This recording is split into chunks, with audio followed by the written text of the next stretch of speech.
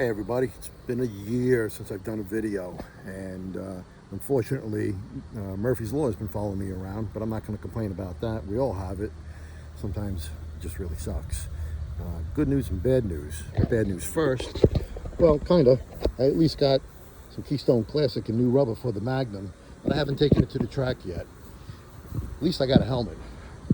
And this Charger that I got, I talked the owner into reconsidering just giving it away, and I said, let's work on it. Let's see what we can do with it. And he's kind of interested. Hopefully we'll get someplace with it, because it's really, it looks kind of hammered, and, that body work back there is, kind of rough. He does have a door, but, it's actually a pretty nice car, especially when you shine them up. Boy, these things are sharp and black.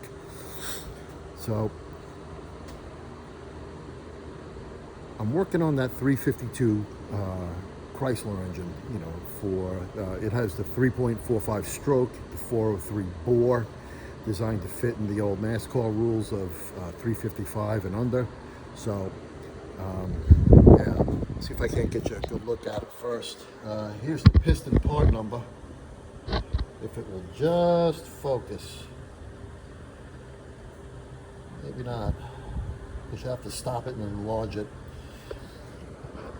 The book says the protrude point 0.18. These are protruding 0.15. And I'm using the studs. I did have the other rock cams on here, but I only have 1/6 rockers for them, and all my cams with the increased lift were hitting the piston, turning the clay into paper thin. Paper thin. So these cranes, these are some old-time cranes. Good Lord, nothing is focusing. There we go. Well, these are 1:5 ratio, and that should really help clear. I have a bullet solid cam someone decided not to use. It's 251 on the intake, 582 lift. I forget what the lash is. It's like 16, I think. I also have a Lunati roller cam, which I was thinking about dropping that in, especially that the W5 heads already have the springs on top. So it's kind of like, hey, a little less lift, a little less duration. It's 243 at 50 and 575, 578 lift. But I don't need to absolutely nail the wall, all the lift and duration to the wall right away. Well, I would love to get into the 9s with this motor. Putting W5s on a 352, well ported. I'm sure this thing is going to want to RPM like nuts, and it has some pretty nice ports in here. I think a few of you guys have seen this before. Try to get in there a little bit. These are really well done. If you don't know already, I have a 208/16 titanium valves, and that's very nice. After that, let's see. Oh yes, the W5 head, being that has 58 cc's, came in at 11.11 to 1. So that kind of fits a 240 or 250 duration cam pretty well. Especially on this size motor. Being that the pistons are positive, I have a 50 thousandths head gasket minus the 15. That's how much I got left over. So it's pretty tight. It is what it is. I don't know what I can do for a dome, but I think it'd be better on a larger displacement motor anyway.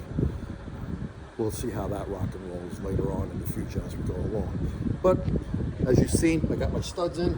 Oh, make sure, without a doubt, if you're kind of new to building an engine or anything, or anything very high performance, make sure you got these thread chasers. These thread chasers just make life a little bit easier. You really don't want to use a cutter. I mean, if that's all you have, yeah, fine, but the thread cleaner at least cleans the threads, lets the studs go down nice, and if you're using bolts, it'll give a true torque reading, and just follow the ARP instructions. It's simple. Shout out to my wife. I have no electricity in the garage because I ran out of money, but she got me this pretty cool DeWalt 4000 4,000 CFM, 3 speeds. Uses the DeWalt battery. When it runs out, just slap in a new battery and charge the old one. Helps out a lot. So it is, like I said, oh man, is it hot here in Florida. I'm waiting till the end of the day to come out. It's either that or first thing in the morning.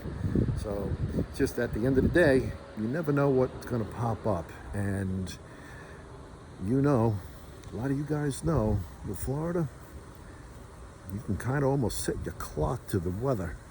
Rain in the afternoon, sooner or later. I don't know if you heard the thunder, but it's coming.